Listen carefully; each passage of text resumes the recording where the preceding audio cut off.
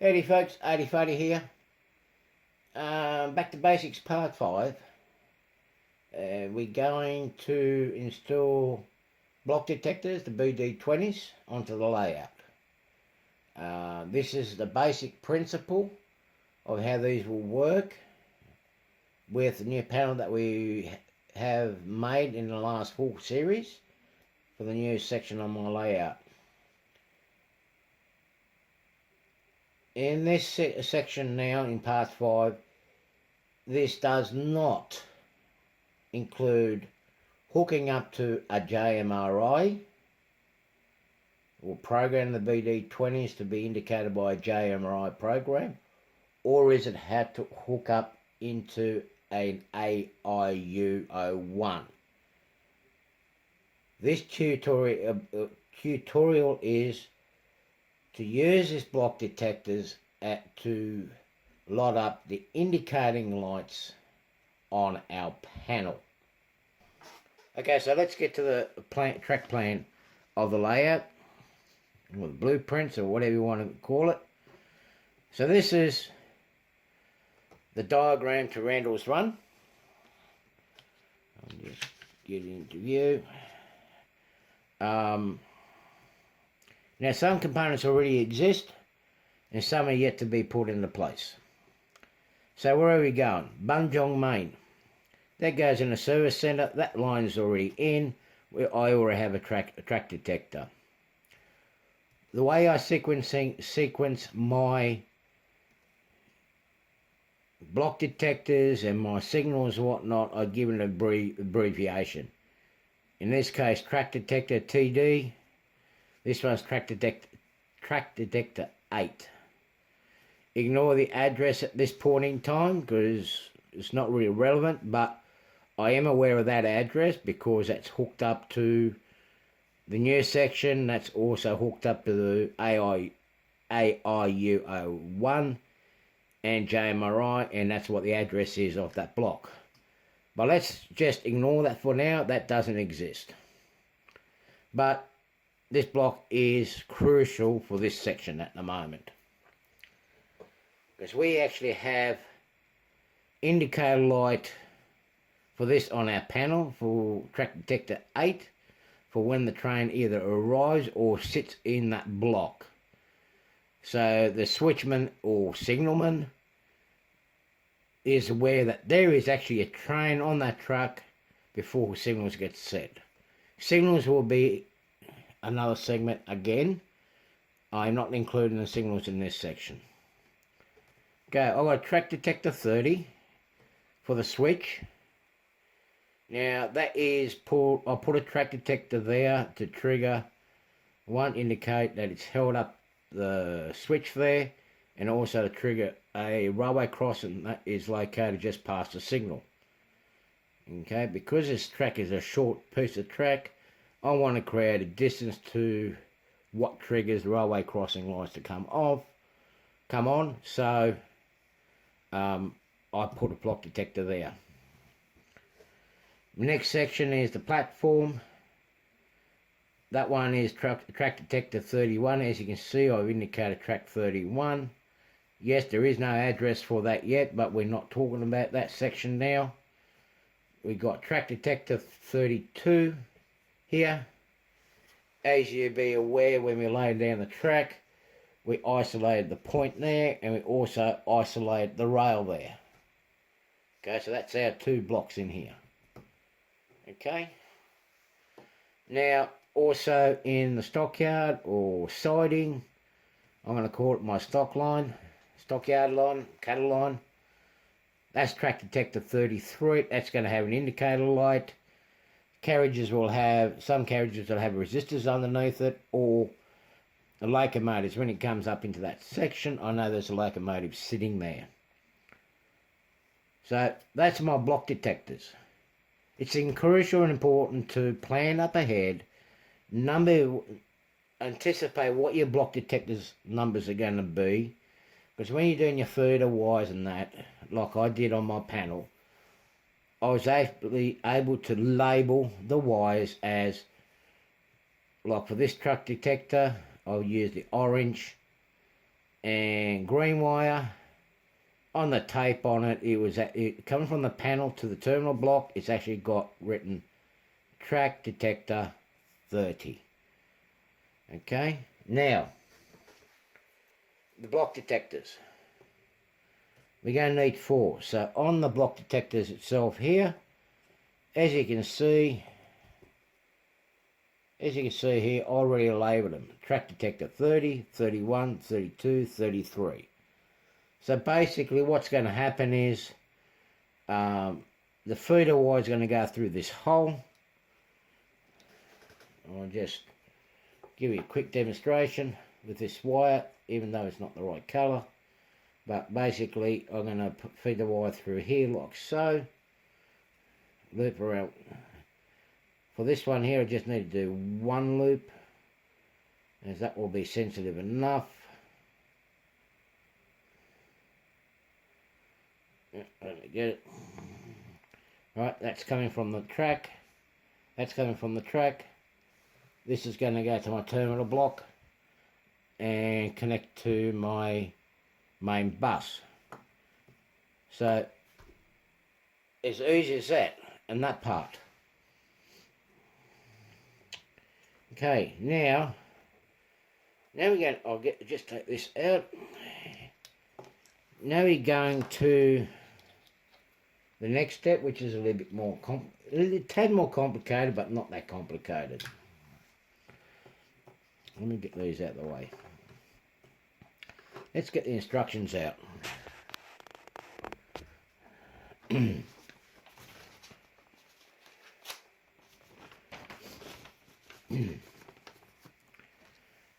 So, here we have the instruction sheet. Just zoom in. Here we got the instruction sheet. So what I'm going to do for this, I'm going to go, for a tutorial purpose, I'm going to go that terminal there, which is this one, is going to be 1. Then we're going to go 1, 2, 3, 4. 1, 2, 3, 4. Okay, so for this we need to use terminals. We need to use terminals 1, 3, and 4. 2 is not needed. 2 will be for advanced use, for when we hook up AIU-01s, doing the logic for your signalling, for your JMRI and whatnot. So for this tutorial, we won't worry about that one. Number 2 doesn't exist. Now, we need a transformer or something to convert the power from 5 to 12 volts DC. You can use one of these wall socket transformers. You probably have an old phone transformers. They usually get down to about 6 to 12 volts, some at 3 volts, giving you 2 amps, which is sufficient for what we need. Cut the tips on the end of it, find your positive and find your negative. But for my exercise, I'm not going to use that at this point in time, because I haven't fed the wires through from Bunjong Creek to the new section as yet.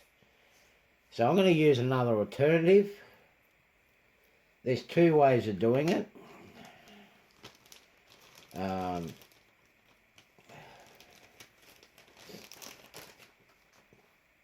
There is this system. This is a rectifier that converts AC to DC. Basically, you put your positive and negative on the outside. That's your feeder go in, and your feeder comes out will be your DC there.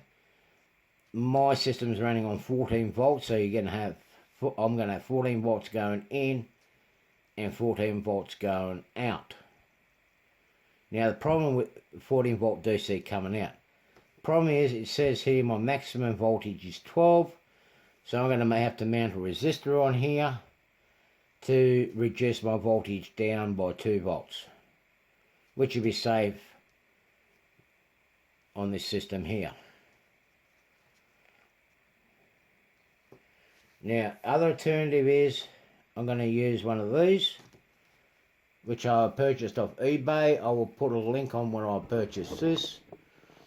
You can either use one of these wall sockets to plug in, or hook it up to your bus line or your power line. I'm going to lay it into these two terminals. It'll convert your AC to DC. It goes from 12 volts to 3 volts by a flick of a switch there. You also got 9 volts in the middle, 3 volts at the end. You've got a blue pod there that adjusts your brightness.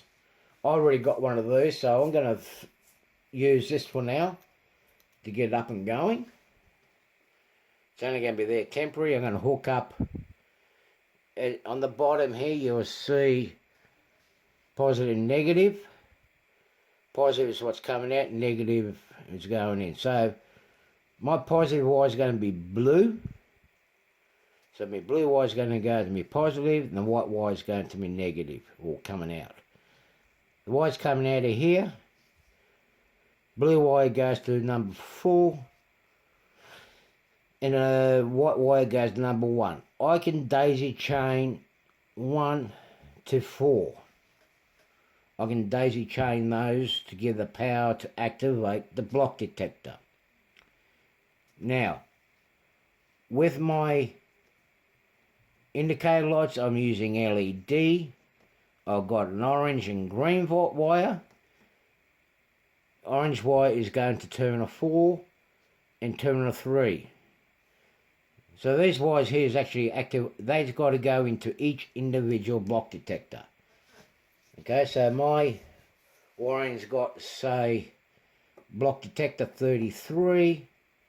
My wires that's coming from the panel, that's got corresponding numbers. Track detector 33 will actually go to terminal, only have to go to terminal 3 and 4.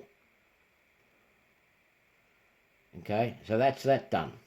That's that out of the way. It's simple as that. It sounds complex, but it's not.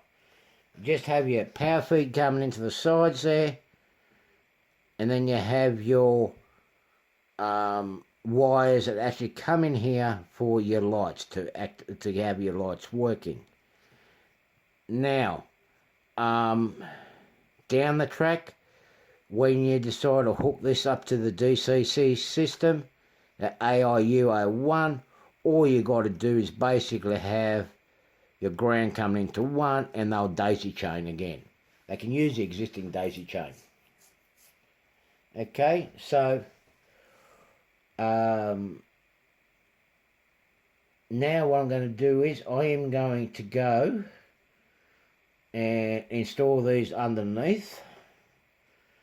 I haven't yet changed my terminal strip underneath. I need to change my terminal strip. This is what I've made to make it easier for me, and you guys can do it too. It's a good habit of doing it.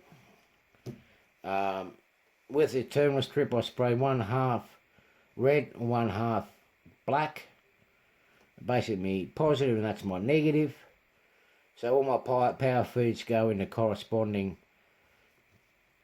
colour on my terminal strip. This way it alleviates the chance of putting the wrong wires into the wrong socket and creating a short and destroying your components or your system. So I'm swapping one of the blocks, the first block I put underneath, for this one.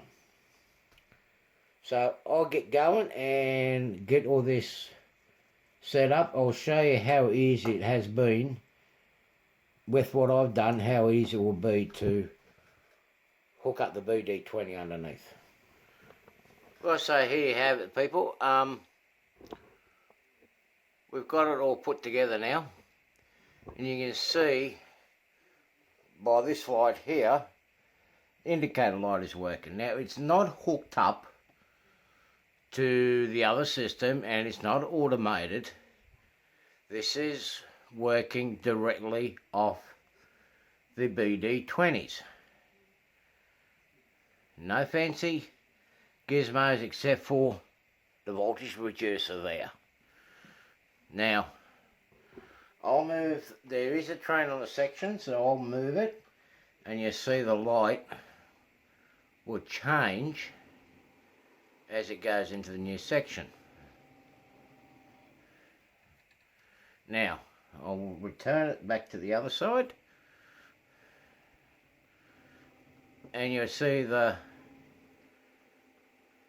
track detector, the indicator, is actually working. It's actually showing me where the train is. Now it's going to the switch, and now it's gone into the new section. Now that light's not working because I have not connected it onto the main layout yet, but it gives you an idea of how it works. Now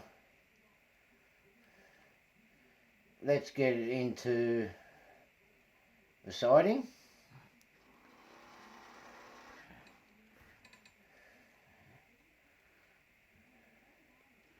And you'll see the lights change again as it goes. It's in the point now on the switch, and now it's in that section. Now I've got two lights there. I know I will be splitting it up down in the future when it becomes a passing loop. So I just prepared it as it is for now.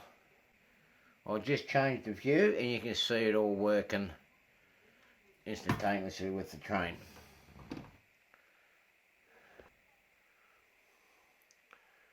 So as you can see now, that you'll see the engine and you'll see the indicator board. It's actually showing that the train's in its siding.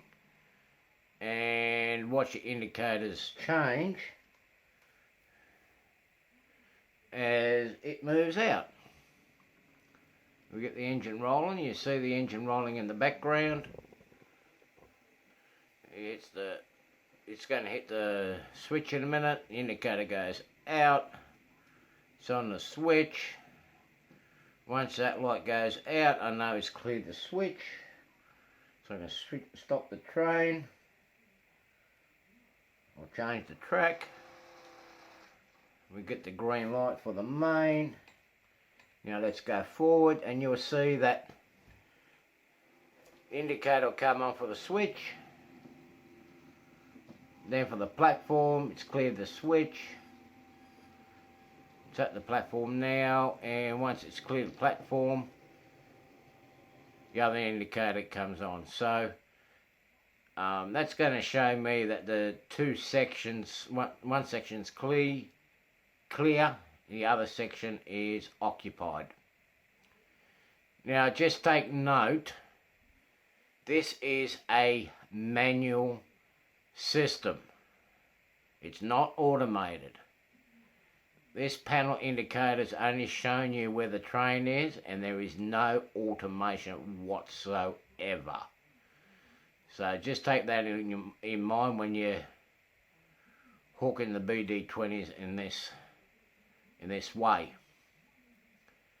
So I hope you enjoyed this tutorial, Back to Basics 5. Stay tuned for Back to Basics 6. We're going to get a bit more advanced.